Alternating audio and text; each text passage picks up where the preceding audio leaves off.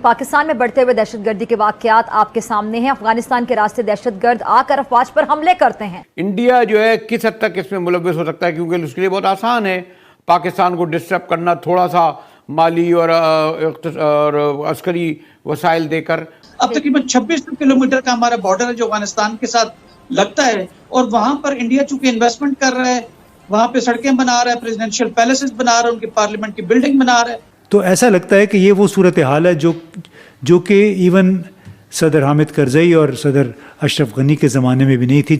वैसे तो अफगानिस्तान के हवाले से पाकिस्तान के कंसर्न्स लगे रहते हैं, बहुत अरसे से है। जब से पाकिस्तान में इंसर्जेंसी है अफगानिस्तान में, तो अब जंग ख़त्म हो चुकी है, अमेरिका वहाँ से जा चुका है, और अफगान तालिबान ने तकरीबन 2.5 साल से जब से टेक ओवर किया है उनकी हुकूमत है, और मैं ये कहूँगा कि स्टेबल गवर्नमेंट उनकी कायम है।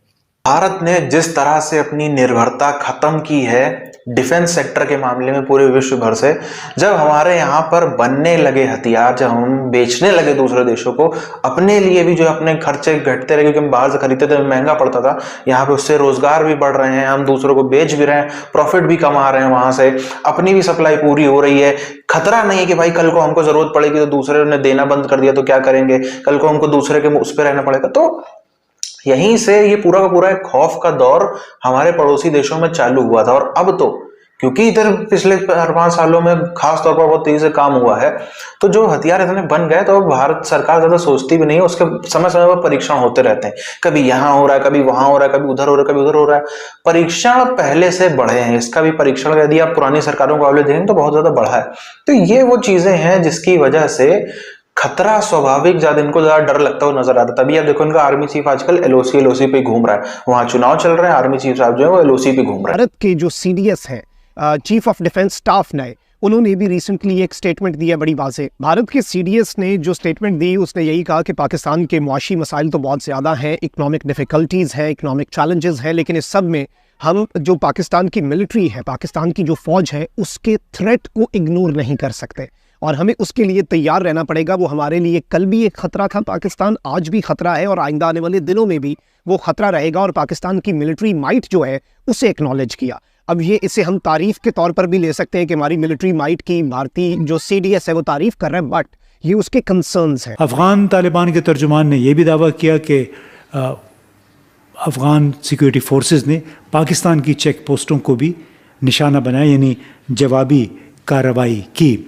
अब इसी के नतीजे में खरलाची और ग़ुलाम ख़ान जो कि जनूबी और शिमाली वज़ीरिस्तान के बॉर्डर पोस्ट हैं, वो भी फौरी तौर पे बंद कर दिए गए, क्योंकि वहाँ भी फायरिंग का तबादला हुआ था। वहाँ की हुकूमत है वो टैंक्स जो हैं वो पाकिस्तान की सरहद के करीब जो है वो ला रहे हैं। और इसमें ये भी बताया जा रहा है कि ये जो टैंक्स हैं इनकी साख देख के लग रहा है कि ये रशियन एरा जो सोवियत दौर था उस दौर के ये टैंक्स हैं जो कि वहाँ पर इनके कब्ज़े में हैं, और वो ये टैंक्स पाकिस्तान की सरहद पर ला रहे हैं। और एक और ख़बर भी आई है, RTE उर्दू जो है वो इसे रिपोर्ट कर रहा है कि तालिबान ड्यूरेंट लाइन पर कमक भेज रहे हैं जहाँ पाकिस्तान के साथ उनकी झड़पें हो रही हैं। अब ये झड़पें जो हैं इनके हवाले से तो कोई इतनी बड़ी कन्फर्मेशन अभी तक नहीं आई। मोहसिन नकवी साहब नए वज़ीर दाखिला ने एक और कार्ड फेंका है, और वो ये है कि 30 अप्रैल के बाद कोई 8,80,000 के करीब Afghan citizen card holders Pakistan में मुकीम हैं, उन्हें भी अफ़गानिस्तान वापस भेजने का सिलसिला शुरू किया जाएगा। क्यों और इसका नतीजा क्या होगा? इसका नतीजा ज़ाहिर है नफ़रतें बढ़ेंगी, गुस्सा बढ़ेगा, और पाकिस्तान के हवाले से जो नफ़रत अंगेज़ जज्बात हैं उनमें यकीनन मज़ीद इजाफ़ा होगा। ट्रकर्स भी हैं, ट्रॉलीज़ वाले भी हैं, होटल, रेस्टोरेंट और बहुत सारे ऐसे कारोबार हैं जो कि ट्रांजिट ट्रेड के साथ वाबस्ता हैं। जब कारोबार बंद होता है, तोरखाम या चमन या ग़ुलाम ख़ान, इसका मतलब है कि जो उजरतों पे काम करने वाले मज़दूर हैं, जो वहाँ की ट्रकर्स हैं, इन सब का नुकसान है। फिर जो कारोबारी हज़रात हैं जिनका माल ट्रकों में कंटेनर्स में पड़ा होता है, उनको भी ज़ाहिर है नुकसान होता है अगर उसमें अशय खुराक हैं, ऐसी अशय खुराक जो जल्द ख़राब हो सकती हैं। पिछले दिनों से हमारा एक मौक़िफ़ चल रहा है, हमारी रिपोर्टिंग चल रही है कि खबरें हैं कि पाकिस्तान की ये जो नई रेजीम है, ये जो लाए हैं, ये एक सेटअप ऐसा चाह रहे हैं, कॉन्फ्रंटेशन ऐसी चाह रहे हैं कि अफगानिस्तान के साथ एक छोटी लिमिटेड जंग हो, और इनके जो अमेरिकन दोस्त हैं वो भी कहने लग गए हैं। कल डोनाल्ड लू भी ये कहेगा, इस पे हमने रिपोर्ट किया है पिछले व्लॉग में। आज डोनाल्ड ब्लोम जो अमेरिकन एम्बेसडर है, उन्होंने भी ये कहा है कि पाकिस्तान के साथ काउंटर टेररिज्म कोऑपरेशन, ये जो काउंटर टेररिज्म कोऑपरेशन का लफ्ज है कि दहशतगर्दी के साथ एक साथ हम लड़ाई जो है जारी रखें, दारी फौज और अमेरिकन प्रेजेंस अब एक साथ इनकी कोऑपरेशन जो है वो शुरू हो गई है। हमारा जो दुश्मन है वो भी इवॉल्व कर गया है, एक नई सिचुएशन पाकिस्तान को कन्फ्रंट करती है, और ये जो दुश्मन है ये एक नया डेंजरस दुश्मन बन चुका है।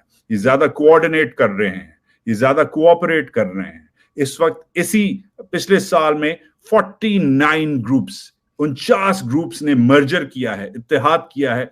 वैसे तो अफगानिस्तान के हवाले से पाकिस्तान के कंसर्न्स लगे रहते हैं, बहुत अरसे से है। जब से पाकिस्तान में इंसर्जेंसी है, अफगानिस्तान में तो अब जंग ख़त्म हो चुकी है, अमेरिका वहाँ से जा चुका है, और अफगान तालिबान ने तकरीबन 2.5 साल से जब से टेक ओवर किया है उनकी हुकूमत है, और मैं ये कहूँगा कि स्टेबल गवर्नमेंट उनकी कायम है। लेकिन इसके साथ साथ पाकिस्तान के लिए बहुत सारे मसाइल मौजूद हैं।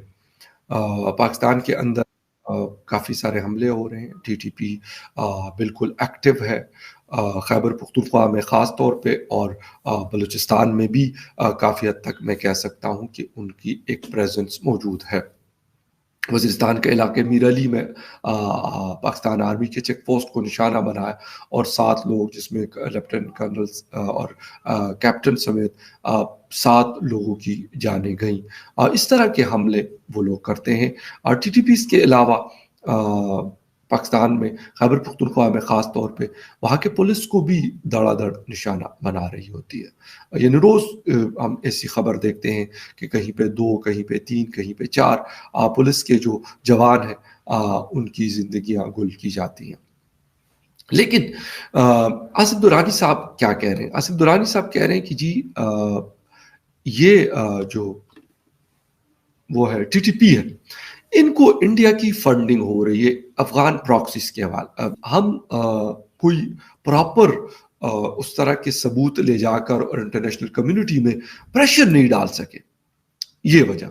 यहाँ पर हम ये बात तो करते हैं, लेकिन ये सवाल तो फिर अफगानिस्तान से भी बनता है कि भाई इंडियन प्रॉक्सीज, क्योंकि अशरफ गनी साहब की हुकूमत में हम ये दावे किया करते थे कि वहां पर उनके 11 कौंसलेट, ये बात बहुत ज्यादा होती थी, इतनी ज्यादा होती थी कि शायद ही कोई और बात इतनी ज्यादा हुई हो जितनी की ये बात होती थी। हम कहते थे कि उनके कौंसलेट है जलालाबाद और कहां कहां तक।